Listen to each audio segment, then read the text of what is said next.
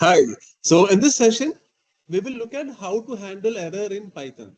That is exception handling is what we generally call it as. So many of the time when you work, what happens is the operations that you carry out or because some the use values that you received from the user, these were invalid. The program will simply terminate. It will stop abruptly. Now you don't want that. A good program if it should recognize that the value which is coming from a user is not of the correct format, is not a correct value, and it should accordingly, rather than stopping the program abruptly, it should tell the user that the value that you entered is wrong, that it needs to be corrected, and then it should give the user a new chance to enter a value, and then depending upon the value that a user enters, the program should take the value and then it should go forward rather than stopping abruptly. Let me just explain what we do. So for, let us say, a program that you generated, it consists of many lines, and somewhere in that particular line, if you had the statement print x. Now remember, if you hadn't defined what x was previously and you forget that, so when you run this, your program, it actually terminates, it just ends abruptly. Because why? It gives you an error saying x was not defined. Now I don't want this. I want my program to run continuously, or if it there is an error, then the program should be able to detect that error, work out with a solution, and then take the necessary steps. So for that particular case, what we have is the exception error handling in Python generally consists of 4 blocks. So we have a try block. We next have the, let me first, I'm just using hash here to specify to Python that it is a command. So then let me type the next block, which is exit. Let me just take the next block, which is else, and next is finally. Yeah.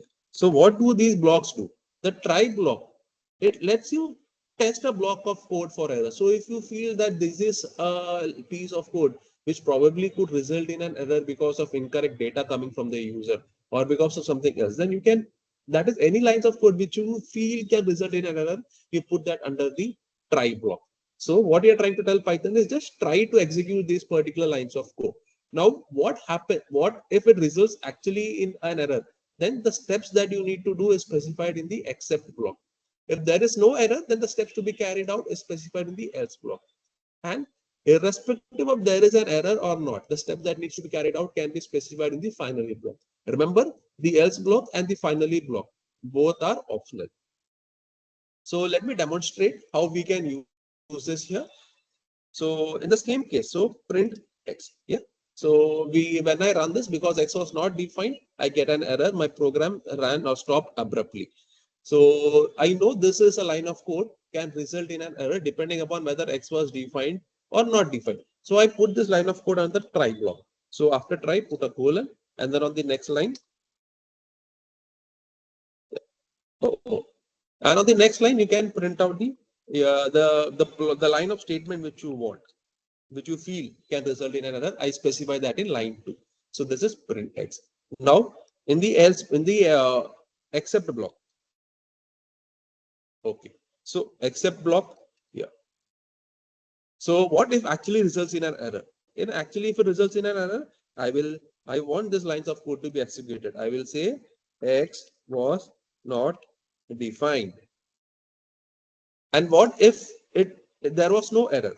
Then the lines of code, it, remember else is an optional block. I can specify in the else block. I can say print program ran correctly. I am not going into the finally block, which you can try by yourself here. So we will just demonstrate the working. So remember now, because I haven't defined x previously, so in line 2, when Python execute the statement, it will result in an error. And because it results in an error, the lines of code specified under the except block will run. So now when I run, see here, line 69, I get this line x was not defined. Previously, when you didn't use the try except block, the program stopped abruptly by saying x is not defined, and you can get a name error. But now when I ran it now, so because Python could recognize it was an error and I had extracted what is to be done in case of an error, the program ran successfully and it stopped and it says that x was not defined. Now, if I, let us say, define x somewhere, I specify, assign some value to x.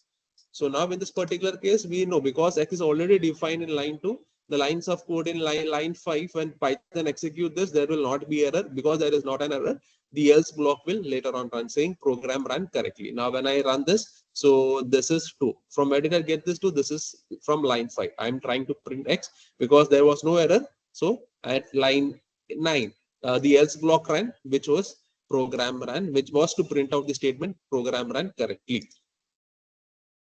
What we will now do is to understand, to demonstrate the understanding of this try except block. Let us develop a simple program. So what we are going to do is we are going to ask the user to, enter enter some enter some integers. So that is now depending upon the values that the user enters, we can sort them to determine which is the highest value, we can determine which is the lowest value, or we can do our various operations. So the first thing over here is that to collect data from the user. And if instead of a number, so what we are now specifying the user to specifically enter numbers. And if in case, while entering 55, if he accidentally his hand, his fingers, he presses the R button, T button, or some other text button. So the value which is going to come in would be a text. So the Python should recognize that it is an incorrect value. It should not add that. It should skip that particular value and ask the user for a new value. So basically what we will now do is we are trying to write a program that will repeatedly prompt a user for integer numbers until the user enters done. That is, the user wants to finish to tell Python how will Python recognize that the user has finished entering the number. So for that particular aspect, we will ask the user to type done once he has finished completing.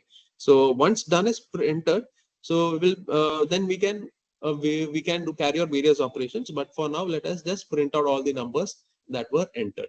So as a simple program, so how we will start is first is because we want these lines of code to run repeatedly, right? We are every time going to ask the user to keep on entering numbers. So I will use a while block.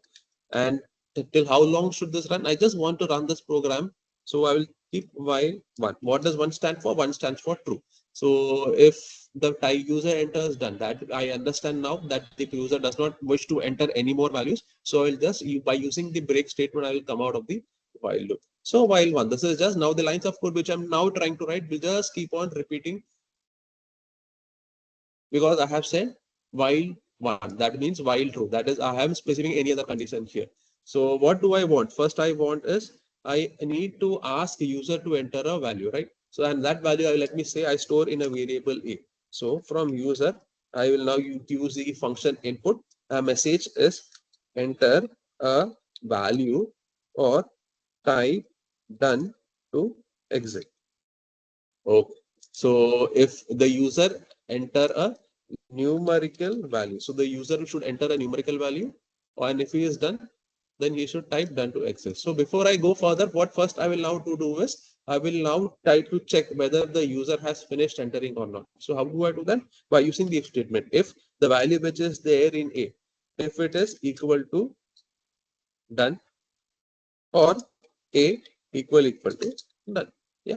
So what do I do now? Next state of statements is, so if the user has entered done or done, so it simply tells me that the user has finished entering. So I need to come out of the while loop. So I use the break statement. So my while loop will break and I will come out.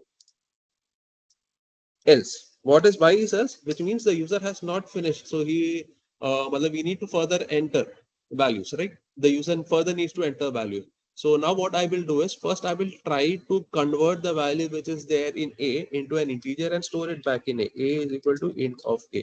Now the problem over here is that if the value which is there in A, if it was not an integer, say for example the user accidentally enters some key, some other letter. So when I try to convert that to an integer, it will result in an error. So that is, and my program will stop abruptly. So that is why this line of code can result in an error depending upon the value which is there in A. If it is a number, it will not have any error. But if it was a text character, then it will result in an error. So for that, what I will do is I will put this particular statement in the try group. Try. That is, I'm saying you try to do this. That is, try to convert the value which is in A into an integer and put this back in A. So if it results in an error, then what do I do? I will say simply tell the user print the statement. invalid input, please re-enter. Re-enter.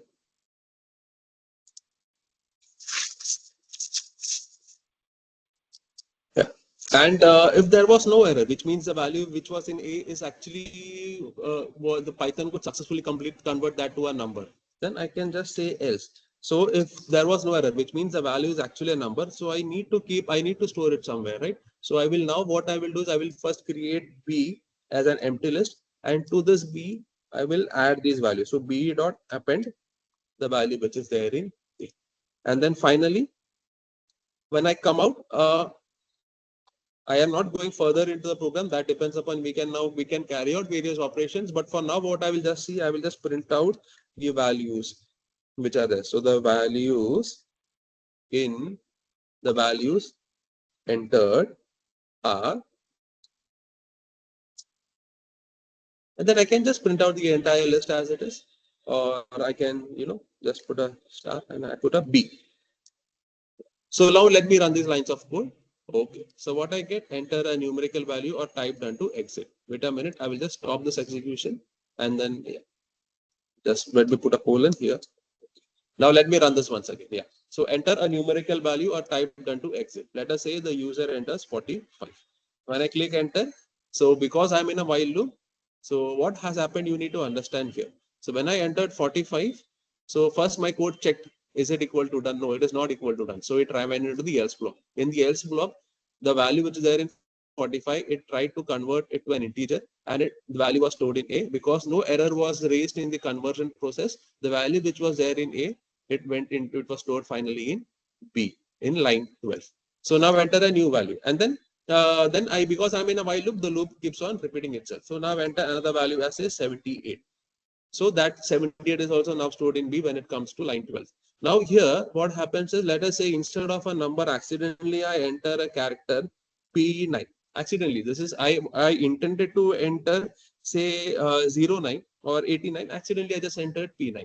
So now what happens is, when I click enter, so I get the statement, invalid input, please re-enter. Remember, my program has not stopped. It is asking me to further enter a new value. Why was this possible? Here, because the value, when Python tried to convert P9, which was in A, into an integer, it resulted in an error, because of which the except block ran. Invalid input, please re-enter. And except block ran, and then because I'm in a while loop, once again the program keeps on running.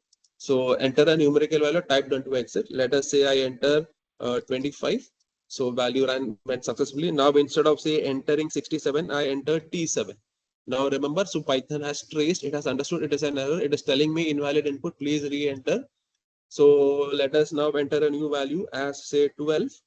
And now I don't want to further enter anything. So I simply type done. Now I haven't yet clicked on enter. Before that, let me remember. So what are the correct values? 45, 78, 25, and 12. Only these values will be stored in list B. P9 and T7 will be ignored by Python because of the way in which I have written my entire code. So now coming back here, I have typed done. Now, when the moment I click enter, you can see the values. In line 14, I'm printing out the values which are there in list B. So the values entered were 45, 78, 25, 12, 45, 78, 25, and 12. The incorrect values which were there, incorrect values P9 and T7, which came from the user, is actually ignored by Python. My program has now run successfully. Now I can carry out various operations which I intend to carry out. So I hope you should be, it's a good practice, generally to use this try except block so that the program runs successfully. So we'll stop the session here.